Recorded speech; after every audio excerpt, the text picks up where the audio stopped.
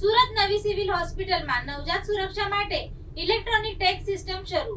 એનઆઈસીયુમાં જીવંત ડેમો રજૂ કરાયો.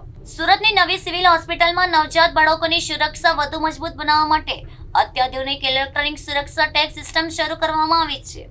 આ સિસ્ટમનો જીવંત ડેમો હોસ્પિટલના સ્ટેમ સેલ બિલ્ડિંગમાં આવેલા એનઆઈસીયુ વિભાગમાં રજૂ કરવામાં આવ્યો હતો, જેમાં તેની કાર્યપદ્ધતિ અને ઉપયોગ વિશે વિગતવાર માહિતી આપવામાં આવી હતી.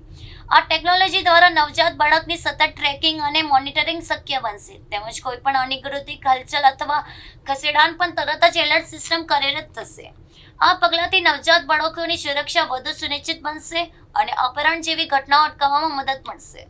નમસ્કાર, હું ડૉક્ટર લક્ષ્મણ ટેલિયાણી.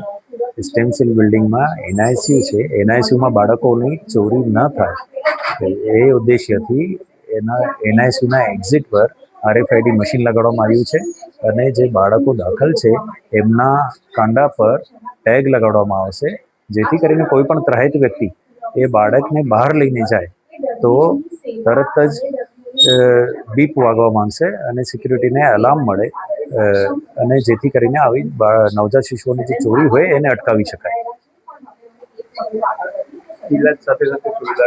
હા, ઇલાજ સાથે આ સુરક્ષા પણ જરૂરી છે. આ બહુ ગંભીર ઘટના છે.